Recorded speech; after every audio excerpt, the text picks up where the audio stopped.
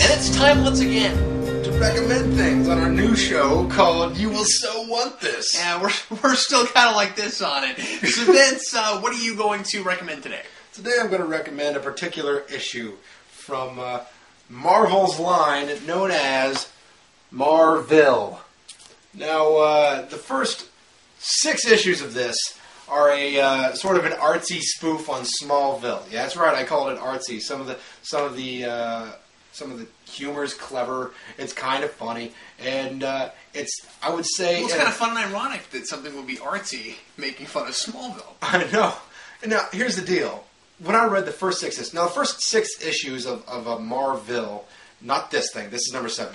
First 6 issues of Marville are a spoof of Smallville, and sort of this comment on the origin of man, primitive man in its natural habitat, and religion and politics, and how it's developed through that. And now that stuff, I applaud its attempt, but I don't necessarily agree with its execution. So I'm not recommending that. If you guys want to give it a shot, by all means, go ahead. I do think it's a worthwhile comic book. Now, the reason why I believe the guy is named Bill Jemas, I don't know how to pronounce that man's name for the life of me. But he used to be one of the bigwigs at Marvel, and since he was one of the bigwigs, he was able to produce Marville and get it published. And without his higher status, he wouldn't be able to publish it. Now, he created this line called Epic Comics, and there used to be an Epic Comics that predated this stuff. Right. But and that was Marvel's adult line. It was basically Max, before Max came into being. Mm-hmm.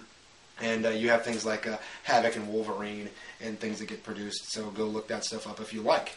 But what Marvel was trying to do with Epic was, or with this relaunch of Epic, was they were trying to give unknown writers an opportunity to produce work for Marvel that wouldn't typically be produced at Marvel. And the thing that this comic book is about is trying to tell the people who are going to submit stuff to Epic, or to Marvel's Epic, how to produce a comic book that they would not immediately throw away. It says, this is full of the stuff that they said, this is what we want at Epic. And I think it's an interesting read. It's not particularly... I mean, granted, this is trying to teach you to write comics in 28 pages. So, I don't recall if there's any advertisements in it, but I don't see why there wouldn't be. So, take it as you will. It's one of these things that I think it's a worthwhile read. This is a jumping point for any young comic book writer. Not that I really write comic books, so I don't know, and there's lots of stuff out there. There's a Scott McCloud's book. I could be recommending that right now. There's Will Eisner wrote a book about it. What's his name? Alan Moore did something roughly comparable to this. He wrote an issue about writing comics. A guy who writes basically novel-length comic books wrote an issue about writing comics. It was a thick issue, to my understanding, but it was an issue nonetheless. A flat, as it's called. A single, anyway. So, this touches on a lot of interesting issues. Let's break this puppy open real quick and just look at some of the headings.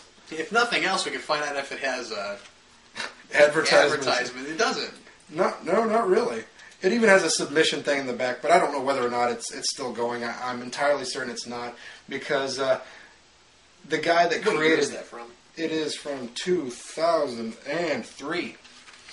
I believe that... I couldn't imagine that Epic would still be going, because I believe that Marvel would be losing money on it. Yeah. It was created with the idea that they would be losing money, and this was just some sort of artistic endeavor that they wanted to pursue. That's really neat. And Marvel, Epic. Yeah, it's neat that they tried that. I think it's, as short-lived or as long-lived as it short-lived as it was, or as long-lived as it may be. I don't know. I hope this is still something that goes on occasion. But it says, like, Marvel characters with monthly books. It gives you an example. It uses Spider-Man, saying that they have all these different Spider-Man books, and each one of these things tries to target a particular audience. It says that Ultimate Spider-Man targets a teenage audience. Peter Parker, Friendly Neighborhood Spider-Man, whatever that one's called, is trying to target the audience about the people who would like to know Peter Parker behind his mask. And then they have Amazing Spider-Man, which is just pretty much strictly action. So you have those things. And they say, if you're going to write an epic book about Spider-Man, make sure it's not going to fall underneath one of those categories. Because if you write a book that's basically Spider-Man hasn't fought the Rhino in a while, let's see what's going to happen here, then you've just written a book that's going to fall under the title of Amazing Spider-Man, and they're going to reject your book because it doesn't belong under epic. So it's basically what you learn from that is a bit of originality. Mm-hmm. You know, how to. Well, it sounds like it just kind of gives you an insight, even though it's not going on anymore. Probably it seems to kind of give you an insight of just how the business works. And again, I don't know whether it's going on or not, but the chances of it are pretty slim. But it gives you classic characters with no monthly books, and the likelihood of people being interested in them, even trying to breathe life back into somebody. The point of that is the character's been dead a while. So if you're wondering, well, whatever happened to that guy? The answer is no one cares. So, so they have interesting things in here like creating new characters and what challenges that'll bring to you.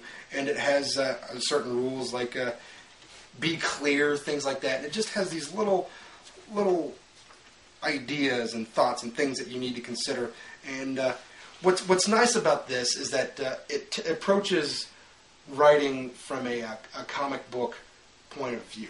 Like you're about to write a comic book. It even in here touches on writing issues in story arcs while making your issue a good issue within the issue itself and within the story arc. So it doesn't necessarily give you everything you would absolutely need to know to write every comic book and be the next Alan Moore. But what this really gives you is a nice little jumping ground to know where you are and to know what some things are expected of you. I mean, of course, when I was reading this, I was starting to think back. I thought, I learned some of this stuff in college. I mean, granted, I learned it more in depth, and you shouldn't treat this as if you read this, you can be Frank Miller. Yeah, you know how I know that's not a textbook? Yeah. So there's lots and lots of stuff you can look into, and maybe next time maybe in coming days, I'll recommend some things that also... I've got a pretty good book on how to write graphic novels that I'll recommend at some point. But that's the reason I'm recommending Marville number 7 is because it's something to wet your whistle. It's something to get you interested.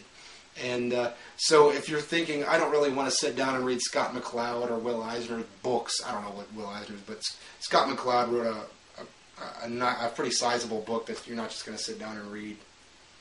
And it's not so much a difficult read because Scott McCloud or whatever his name is did a good job and it's really accessible. It's just longer than you might expect for somebody who is just interested. What do I need to know before I start? And then you see that and you say, okay, there's more that I need to know, and then you go to something more significant like the book that Cap here has. What I'll talk about when I bring it over.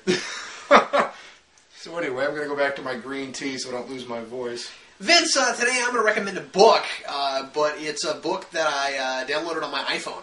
So I don't actually, have it here. So here's my iPhone. Once again, recommending my iPhone. This is becoming a regular occurrence. You went into a magic contraption. I'm recommending a book today called The Geek Mafia. And have you heard of this book, Vince? There's this book called... Have you heard of this? No. It's called Geek Mafia. It's by a guy named Rick Dakan. And it... yeah, I know what you're thinking. Anyway. Rick Jones. So this book... came out in 05, and since then he's written 2 sequels, which I'm really excited to read because I really like this book.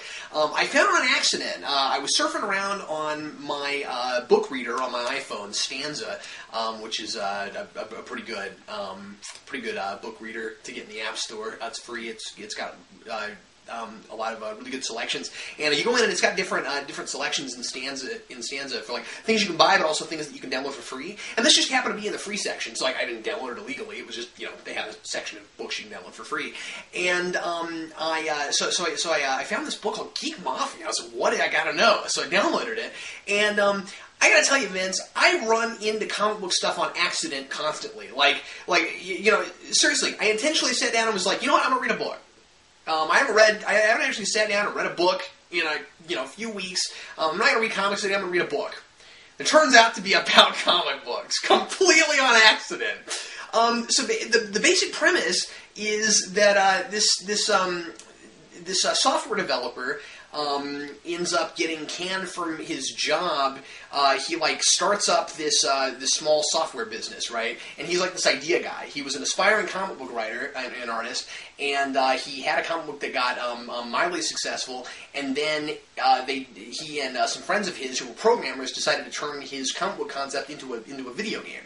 And the video game looked like it was going to get really successful. All the big magazines were really impressed with it, and it looked like it was going to get really successful. And since he was just the idea guy and wasn't a programmer, and they felt like he was lazy and wasn't doing anything important, they found a way to can him from his own company that he helped found. And so what he does is he ends up getting involved with these people who are con artists. And they do things like scam software developers and stuff like that. So they end up scamming these guys in various ways I won't get into out of $850,000. And what ends up what ends up happening is this guy is so impressed with these people, and of course he appreciates the fact that they helped him embezzle all this money, that he decides he wants to become one of them and join this geek mafia of sorts. And he basically, in order to start doing anything with them, and he spends the whole book trying to impress them and get in their gang, basically. And by the way, one of the things I really like about it is that they manage to make all these people really sympathetic while they're doing like all these really illegal things. And they've got kind of a moral code. They've got kind of the honor among thieves thing going on. He's really good at making that work, and that's one of the things I really like about it. Well, here's where the comic book thing comes in. Basically, the way he gets in with them is he has to come up with a scam, and the scam he comes up with is brilliant and sounds like something that would almost work if you could. Like I was almost bothered by it. I was like, I hope the right person doesn't read this book because what he comes up with is a way to scam people by selling fake CGC comic books on eBay. So basically, they figure out how the comic grading business works. And do you know how they do that, Vince? They grade the comic books. They charge you so much for grading it, and then they seal it in this plastic case. You know what I'm talking about? And the grading is no longer valid once you break the seal. So his idea is if you could figure out a way to make a convincing enough looking cover, you could put anything between the cover and get it sealed up and scam people, and they'd never know because nobody would ever break the seal. Anyway, so it's a really cool book, and it's a great read. It's really fast paced, and it feels like a mafia novel, except it's all about geek culture. Don't do this. One of the things that don't but the thing about it is consider your fellow geeks. But you also couldn't possibly do it just sitting at home because you'd have to make the comic grading thing look official, and they have to like break into the offices of the comic grading thing and everything in order to make it look official.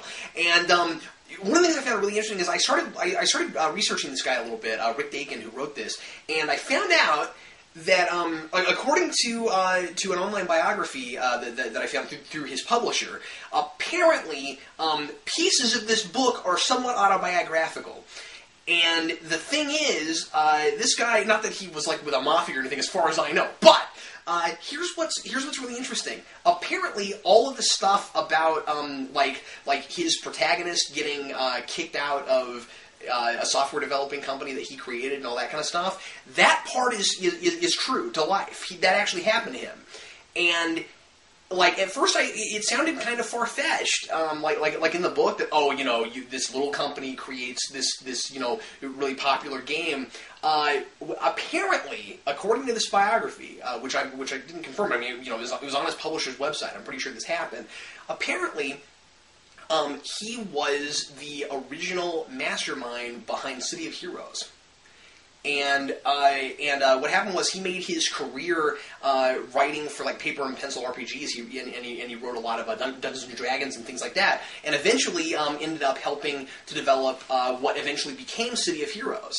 And before it became City of Heroes, his partners kicked him out of the company. And I thought that was fascinating. And that's who this guy is. So anyway, when I here eventually, I'm gonna send him. I found his Facebook, and I'm going to send him a message and see if I can get him on late night. Cool. Because I'd really like to talk to him. He sounds like a really, really interesting guy. Man, that sucks.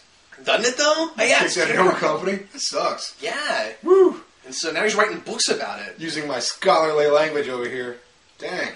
But it turns out he's also a really great storyteller. So anyway, I do check out his book, and that's what I recommend. Yeah, you recommend something there, and I recommend something that I can hold. Well, anyway, thanks a lot for watching us recommend stuff, and we'll show you something else next week. I'm Captain Logan. And I am Vince. See you next time.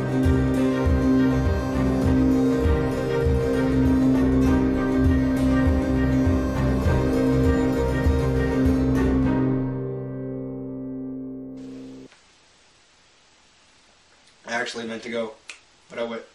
You